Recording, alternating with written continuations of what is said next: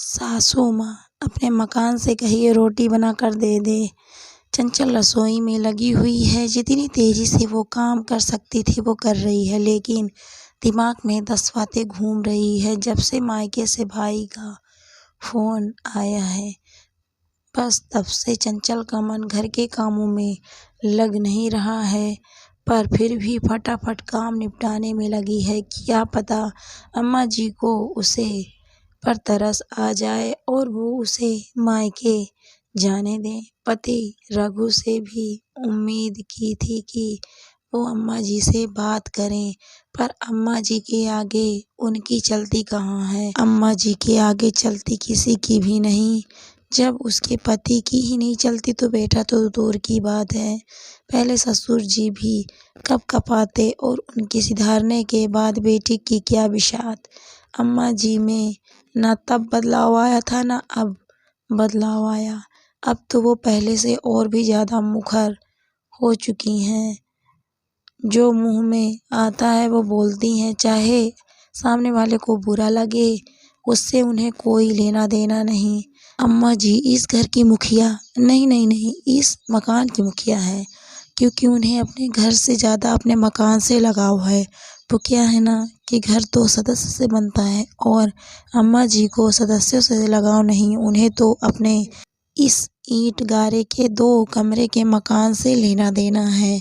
ले देकर घर में 4 जीव हैं, अम्मा जी, बेटा रघु, उनकी पत्नी चंचल और एक पोता मोनू, जो अभी 5 साल का है।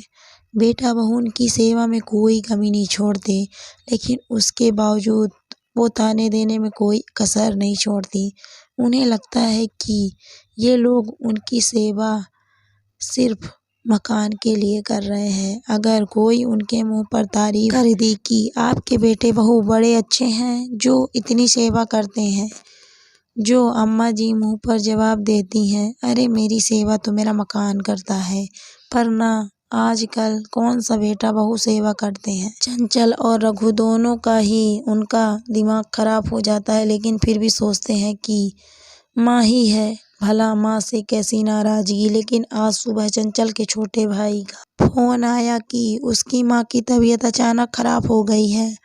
माँ अभी हॉस्पिटल में है और चंचल को याद कर रही है। जब दोबारा फोन करके पूछा तो चंचल के पापा ने कहा, अभी स्थिति नियंत्रण में है, पर फिर भी आप चंचल को भेज दीजिए, कुछ दिन रुककर वो थोड़ा अपनी माँ को संभाल लेगी। रघु ने फटाफट जाकर अम्मा जी से पूछा, अम्मा, चंचल की माँ की तबीयत खराब है, वो हॉस्पिटल में है, तो मैं चंचल को उसके मायके छोड़ आता हूँ। उसकी बात सुनकर अम्मा जी ने एक बार तो रघु को ऊपर से नीचे तक घूरा, फिर कहा, पूछ रहा है या बता रहा है। उनकी बातें सुनते ही रघु शक पका गया, फिर खुद को संभालते हुए बोला, अम्मा, पूछ रहा हूँ, आप कहें तो मैं चंचल को उसके मायके छोड़ आऊं। अब उसकी माँ की तबीयत खराब है तो घर में एक औरत का होना जरूरी है, और आप तो जानती हो उसका भाई तो अभी छोटा है, उसकी शादी भी नहीं हुई है। ऐसे में चंचल सब कुछ संभाल लेगी। अच्छा, और अपने घर का क्या? यहाँ काम करने के लिए कौन से नौकर चाकर लगे हैं, बताएगा मुझे। अम्मा जी अभी भी रघु को घूरते हुए अपनी बात कही जा रही थी, पर अब ऐसे में चंचल का वहां जाना जरूरी है ना। रघु ने फिर एक बार कोशिश की, हाँ, तो उसकी माँ के लिए मैं नौकरानी बन जाऊं, कोई जरूरत नहीं है जाने की। उससे कहो घर का काम करे, घर संभालेगी। खुद का तो घर नहीं संभल रहा है, इनसे मायके का घर संभालेंगी। इसके आगे रघु कुछ कह ही नहीं पाया और चंचल चुपचाप रसोई में अपने काम में लग गई। थोड़ी देर बाद देखा तो पड़ोस वाली जमुना काकी अम्मा जी से मिलने के लिए आए और आकर अम्मा के पास सोफे पर विराज गई और, भौजी, क्या हो रहा है, आजकल तो नजर ही नहीं आती हो, लगता है बहू से बहुत सेवा करवा रही हो। अरे काहे की सेवा, आजकल की कामचोर बहू से कोई सेवा होती है क्या। बस मायके जाने के लिए ना कह दो तो मुंह सूज जाता है। अरे क्या हो गया, चंचल तो ऐसी नहीं है।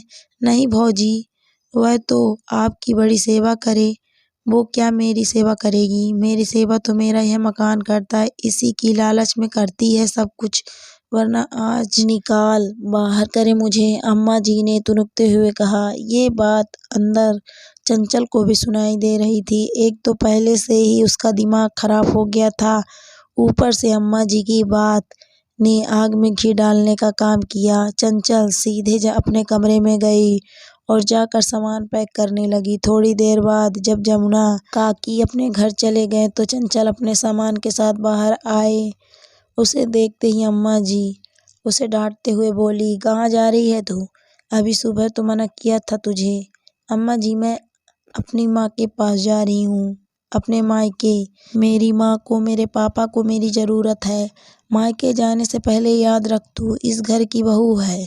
इस घर का काम कौन करेगा? रोटी कौन तैयार करेगा? चंचल अम्मा जी की तरफ मुड़कर मुस्कुराई और बोली, अम्मा जी, अपने मकान से कहिए रोटी बनाकर दे दे। वैसे भी आपकी सेवा हम नहीं, ये मकान करता है, तो अपने सारे काम इसी से करवा लीजिए। अम्मा जी ने गुस्से से रघु की तरफ देखा तो रघु ने चंचल की तरफ देखा। रघु के कुछ कहने से पहले ही चंचल ने कहा, माफ़ करना, लेकिन मैं सिर्फ आपकी पत्नी ही नहीं, किसी की बेटी भी हूँ। आखिर रघु कुछ ना कर पाया और चंचल अपने बेटे मनु के साथ मायके के लिए रवाना हो गए। अम्मा जी गुस्से से रघु को बोली, तू रोक नहीं सकता अपनी पत्नी को? कैसे जवाब देकर चली गई, यही सिखाया है उसके माँ बाप ने? माफ़ करना अम्मा, ये उसके माँ बाप ने नहीं सिखाया, ये तूने सिखाया है। और वैसे भी कुछ गलत नहीं कहा उसने, तुम ही तो कहती ही थी कि तुम्हारा मकान तुम्हारी सेवा करता है, तो अब करवा लो अपने मकान से सेवा। अगर यही सब चलता रहा तो मुझे भी अपने परिवार के लिए कुछ सोचना पड़ेगा, कहकर रघु चुपचाप अपने कमरे में चला गया। पीछे अम्मा जी हाथ मलती रह गईं। दोस्तों, कहानी आपको कैसी लगी कमेंट करके ज़रूर बताइए। कहानी अच्छी लगी तो वीडियो को लाइक शेयर ज़रूर करें। अगर आप मेरे चैनल पर नए हैं तो प्लीज़ मेरे चैनल को ज्वाइन भी करें। Thank you for watching my video.